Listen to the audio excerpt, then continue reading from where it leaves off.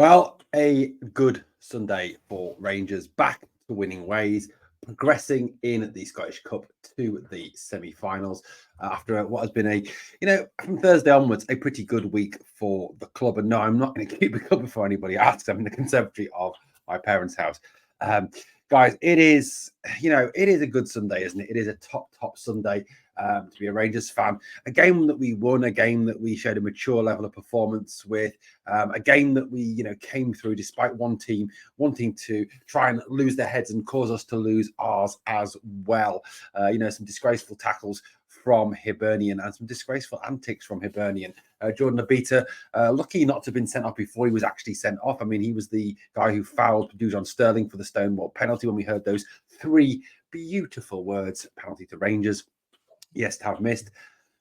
But we still heard them. A beat obviously then booked for later on, and then the arm in the face of Matonda. That comes to the fact that he also tried to shove the medic and McCausland off the pitch when McCausland was injured. Just ridiculous behaviour. And then obviously as well, the horrific tackle by Mariah Welsh, or whatever the guy's called, where he just launches to John Souttar. Yes, he doesn't make a full contact with Souttar, but he still, not Souttar, with Lundstrom, but he still makes a contact with him.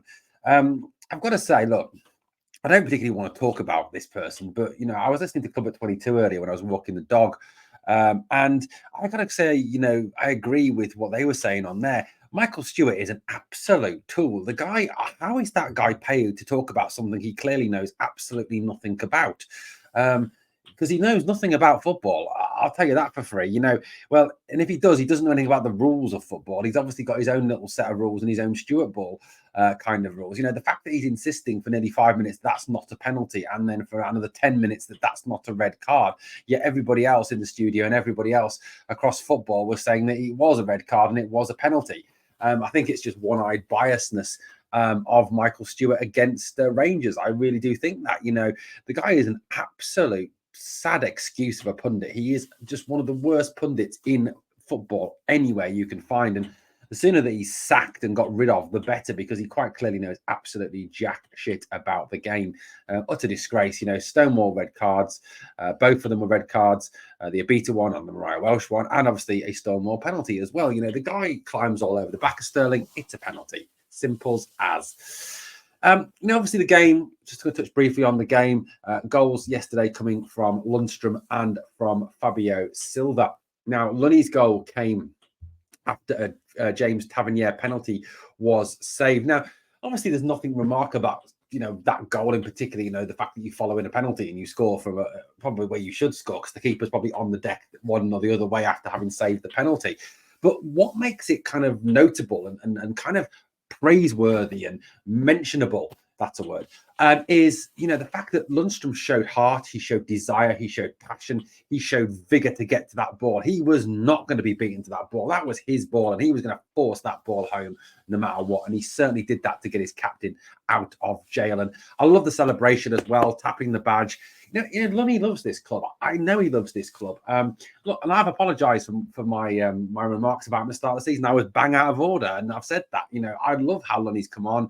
I love how he's developed under Clermont. I love how he's become one of the leaders on the field. And realistically, I do hope that he gets a new 2-year contract. The guy was phenomenal today, absolutely phenomenal. He broke up attacks.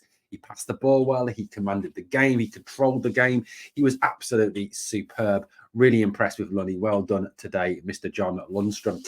The second goal was from a guy who really does deserve a lot of praise as well, not only for his efforts tonight, but for his efforts on Thursday against Benfica. Fabio Silva was absolutely class again tonight. We found where he needs to play. He's a left winger. That's what he is. He's an out-and-out left winger. He really is quality there. He works so hard. He works back. He does... he's kind of un-Portuguese in a way. You can never imagine Luis Figo or Ronaldo or players like that, or Quaresma doing what he does in terms of that, that working back, that constant back and forth, helping out his fellow defender. Him and Ridvan were excellent down the left. Ridvan, I thought, was very good again today, really proving that he is by far and away the best left back at the club. And best thought Silva, the goal, is just rewards for his efforts. I thought he was excellent. The way he chops back inside and puts that ball into the net was just first class. So, Fabio Silva was absolutely brilliant. And for me, it was between John Lundstrom and Fabio Silva for man of the match. Both of them were absolutely superb against Hibernian. Fabio Silva obviously gets the goal, the more creative goal. Lunny gets a good goal as well. I think, you've got to say it's between those two for man of the match.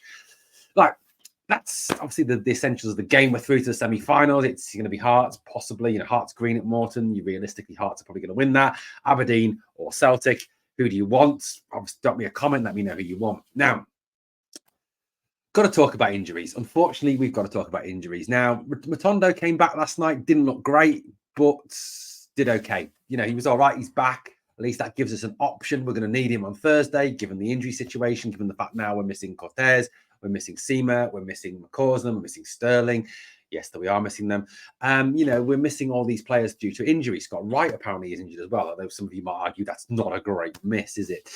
But yesterday, we had a situation where one of our best players, one of the players who this season has really, under Philippe Clement, developed to be a stalwart within this team, a real core of this team, a lion, a real, just a player who goes through walls for us, who tackles anything that moves, whose distribution is excellent. And I thought as well, the way that him and Tav linked on the right side was absolutely excellent. There was times when Tav overlaps, so Sterling would drop and cover. Sterling would go on, so Tav would drop. There was combination play between the two of them. I thought they were both very good and they linked very well indeed. Sterling in particular, obviously, he's starting to put that more attacking element to his game, something that he was, not criticised, but was seen as having a need for development in that area. And he's certainly doing that now. He had that shot as well when he burst onto the ball in the box, had the shot that Marshall saved. He scored his first goal against Benfica on Thursday.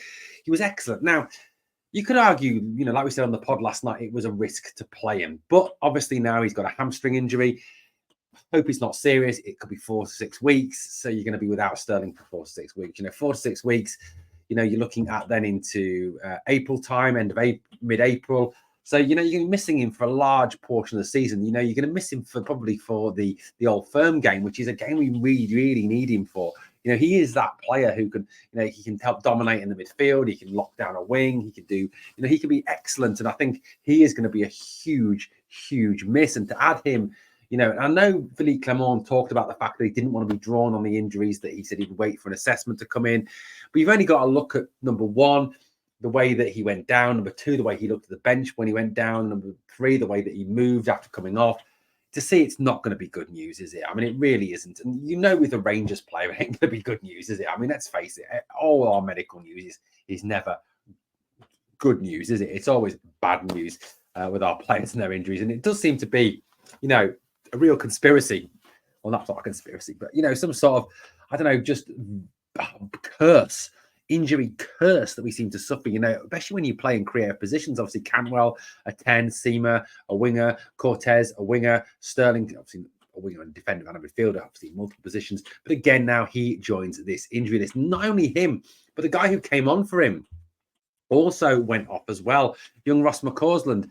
Ross looked tentative when he was on anyway, and I don't think ideally that Philippe Clement would have wanted to use Ross or Matondo realistically. But, Ross came on. He gets injured again. It looks like the same sort of part of his leg that he injured against Motherwell from that horror tackle by Dan Casey, which he got away with. Still to this day, don't know how that was not a sending off or at least a booking or something. But McCausland is also looking like he is injured. Now, it could have been just precautionary that he was removed. Hopefully it is. But, it is a situation where now we are really down to the bare bones, and it's worrying going forward that we're missing so many players, particularly in those attacking areas. And, you look at the game on Thursday, which is a game, I've got no doubt in my mind that we are more than capable of winning. We still have enough talent there to go out and beat Benfica. But, in those wide positions, you're kind of now starting to struggle for players. And, there may have to be some creativity going on with certain players moving into positions they're perhaps not 100% comfortable with. You've probably got what? Fabio Silva for the left, Matondo for the right. Matondo's not great on the right. He's better on the left. You've not really got anyone for the right. Then you kind of got, I suppose you could put Lawrence out there, but then who do you move into the 10? I suppose Diamande and then play Raskin alongside Lundstrom, or, there's a few combinations you can look at, but that's a jigsaw that Philippe Clement is going to have to put together ready for Thursday. It is a worrying situation, all these injuries, and the sooner we get some players back, the better. Obviously, looking like Danilo at sort of the end of March. Cantwell looking back like he may be back available for the old firm, which is good news, especially as he winds them up chronically, which is always good when that happens. So look, we do need to get players back. We really do, and we need to try and get through. Now, I don't think that these injuries are anything, realistically to do with training methods or to do with issues with warming up. I think it's mainly down to wear and tear. We're putting these players through an awful lot. Their games are coming thick and fast. There's an awful lot of 2 games, 3 games a week, and they're not having time to recover. They're not having time to get over that. There's not a lot of layoffs. There's not a lot of time for recovery. It's a lot of playing. And I think that is really costing us in terms of injuries. It really is. And I think that is the issue we need to address. We need to pass a bigger squad, deeper squad in certain positions. It's down to the fact that obviously Michael Beale spurged all that money in the summer. He didn't really fill the positions we needed. It is a weakness, it really is a weakness. And look, it is concerning, but hopefully, we have enough talent going forward to actually win that game on Thursday and then the game on Sunday. And the international break is kind of coming at the right time for us to get us, get some of these players back, to do some more rehab work, to give these players time to chill, to relax, to come back and to come back stronger after that international break. This was a quote from Philippe Clement after the game. Last night, he said, "We got 2 goals tonight, a clean sheet, and we are going to semi-finals at Hampden. And there was a great support here. So I expect something really special on Thursday." And he's right. It's kind of over the next 2 games now after today's over and done with, yesterday's over and done with, sorry. It's all about, not about performance, it's about result. It's just about getting results and getting through, getting to the semi-final, getting the win in the league to stay ahead, getting through to the next round of the Europa League, keeping moving forward. To me, it doesn't really matter about the performances over the next couple of games against Benfica and Dundee. To me, it's just about the result that is all that matters over these next few games. And, Philippe Clement's right. The performance was mature. It wasn't brilliant. It wasn't terrible. It was okay. But we got 2 goals. We got a clean sheet. We did the job. That's what it is. Do the job, up the road, you're through. That's the key thing tonight. Show the mentality, show the spirit, get yourselves through. And that's what we've done. And we've got through to those semi-finals. And as Philippe Clement says, he's expecting something really special on Thursday. And we certainly hope that the Ibrox will be bouncing and that we'll be ready to progress through to the next round, to the quarterfinals of the Europa League. We'll obviously continue to look ahead to that and build up to that game here on Glasgow Rangers Nation. Guys, reminder, we had a pod last night, myself, the brilliant, wonderful Lorahhatton, and also musician, massive Rangers fan, Kia Mitchell was on last night. So if you haven't checked out the pod from last night, go back and check it out. It is available on the channel homepage.